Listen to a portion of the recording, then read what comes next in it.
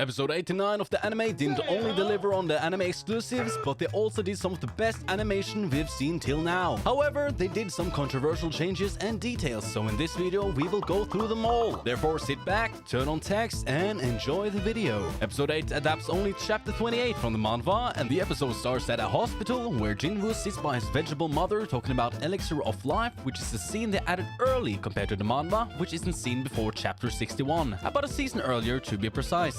After that, we get a scene they changed and skipped out on last episode where Jinwoo accepts Jinho's offer to do the night in raids as long as it's only them two. Nothing really changed in the scene except for the old casual zero goofy or funny moments the anime goes for. Continuing, we see an anime exclusive of our mommy Cha run around the track field, which is a little foreshadowing towards the solo leveling after story since she wears the same tracksuit. She also has pinkish purple eyes in the anime, while in the manhwa and light novel she has grey eyes. Otherwise, the small complaint to the scene is that she isn't running like how most of us think a S rank would have run in the scenario of exercise, which to be honest was a lost opportunity to really show the abilities of an S rank. We also see Jinho's brother trying to recruit Cha to the future guild. In the next scene, we get an anime exclusive again of Jinho and his father sitting in a car, giving us information all of us pretty much knew from before, except finally giving us information about all the Korean guilds, which are the Night Guild, White Tiger Guild, Hunters Guild, Fan Guild, and Fiend Guild. We also get to see the mindset of Jinho's father, which is give to the poor, I guess. Afterwards, we get another anime exclusive where we see Jinwoo trying to get the secret quest again, but where the system doesn't allow it anymore.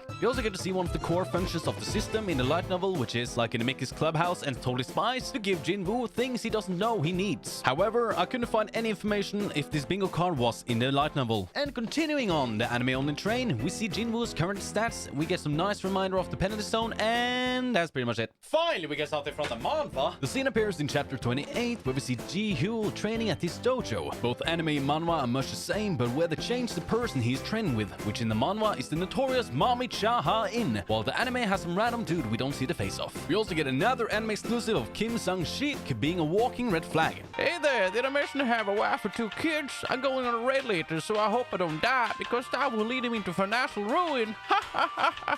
This scene is indeed an anime exclusive, but the same dialogue appears in the manhwa at chapter 30 during Kim's death. We get a 5th anime exclusive where we see White Tiger and Choi's banter and rivalry, where Tiger brings up the interview he was forced to do at the start of episode 5 because of him. Otherwise, the mentioned guild Eugene Construction is making. Juhi is depressed in the next anime exclusive scene, and continuing with the exclusives, we see Cha mentioning the offer she got from Jinho's brother and that she declined it. After that, White Tiger is in depressive mode since he's getting flashbacks from previous Jeju Island raid after Choi gave him an offer to redo the Jeju Island raid in the future. This happened much later and different in the manhwa, where the Japanese were the ones who initiated the future raid after a spoiler happened. We then get an extremely short preview of the scene from chapter 27, where in the manhwa we get to know that it's a hitman deal with Kang Tae-shik, while the anime is hiding it for episode 9. We then get a short anime exclusive of Jinwoo and Jin-Ah talking about his past weak self and new strong self. We then catch up back with the manhwa at chapter 28, where we see Chi-Yul walk outside. We then meet Jinwoo, which I couldn't recognize at first. The only differences between the two medias being the time of the day, him having his hood on, and that the sakura flowers are falling from the trees. They have a small talk to then meet up with the rest of the people, where nothing really changed.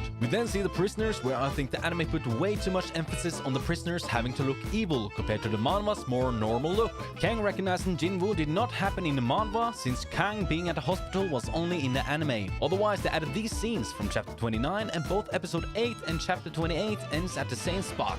Episode 9 was without doubt the most impressive episode in animation and fight-wise till now, where few but some important changes were made. Episode 9 starts off at chapter 29 in the manhwa, but a little ahead due to the scenes of the prisoners getting released by Kang and Kim letting Chi-Yul become Rayleigh being included in episode 8. The goblins are quite alike, with some design differences, and other than Chi-Yul getting more time to shine in the manhwa, and him noticing that Ji-Hyo is a bit shaken from the PTSD while mentioning that she should retire, this scene is alike in both medias. Otherwise, them choosing which tunnel is the same, but in the manhwa, we see that Jinwoo is concerned about Kang being a sussy baka. They did, however, change the order of which the scenes occurred, where we can see Kim and NPC wanting to apologize in the anime, while in the manhwa had Kang and the prisoner scenes first. They also added the rest of the scene in the end of chapter 27, which they didn't fully show in episode 8, where the old man wanting the prisoners dead due to the things that will absolutely get this video demonetized. The scenes are the same, but where they changed the amount of money given for the job from manhwa's 2 billion to anime's 3 billion, but this can have been a translation error from the manhwa's end. One such translation error happened in my episode 7 comparison video, where my trusty member, the most ancient dream, corrected me about out the translation error and gave the correct numbers. This Kang and prisoner scene does indeed differ a lot from the manhwa, from the number of goblins on the floor, the background details and mana crystals on the walls, and dialogue where he mentions children instead of humans. Then the Kim and NPC observe Kang killing the prisoners just like in the manhwa, and where the rest of the scene plays out pretty much the same. When Jinwoo and Ko arrives, Kang attacks right away in the manhwa, while in the anime they do Kim's death scene first before the sneak attack. The manhwa had the dialogue from this anime exclusive scene before showing Kim dying, which was, in my personal opinion, way more impactful than the anime. The manhwa also showed how sorry he was when saying, "If I bow my head, I'd probably die," but doing it anyway to apologize like a true East Asian. But other than that, it is one-to-one with each other, including Kang's and Chi-Yul's dialogue and buff scene. The fight between Kang and Chi-Yul continues in chapter 31 and plays out the same, including the information of him training Cha-Ha, which we knew from before in the manhwa, but was with help from us in episode 8 of the anime. And except for this and this being exclusive to their own medias, it plays out exactly the same as the manhwa, including a super cool panel. The anime did pretty much one-to-one with the manhwa. Otherwise, during Jinwoo's confrontation, there are some minor changes to dialogue, some more of that psychopathic smile from Kang, and both doing different parts / reminder of the deal between Kang and the father. During the fight itself, the anime deleted some dialogue and didn't include Ju-hee buffing Jinwoo with haste and burn booster, and Kang surprised throwing his dagger in the attempt to kill Ju-hee but getting protected by Chi-Yul. His concern for her safety is why Jinwoo got distracted so this scene could happen in the manhwa, while the anime had him kick sand in Jinwoo's eyes. The anime continues the same, but where the anime had this very detailed and cool Goku warm-up with the activation of sprint ability, which you can argue was or wasn't in the manhwa. And for the people who thinks this was an added scene as tribute to the late creator of Dragon Ball needs a reality check when it comes to animation, because that would basically be impossible. The anime excluded the effect and resistance pop-up, but added a nice detail where blood popped out during whatever this charge was. They also added a highly detailed and amazing fight scene before using the skill stealth, unlike the manhwa where it went directly into stealth. After Jinwoo gets his leg cut, except for some minor outro in the dialogue, it continues one-to-one till the end of the chapter after Kang gets stabbed and this legendary panel happens. Chapter 34 starts off with a quote Kang says during the next scene, which is originally a quote made by a guy called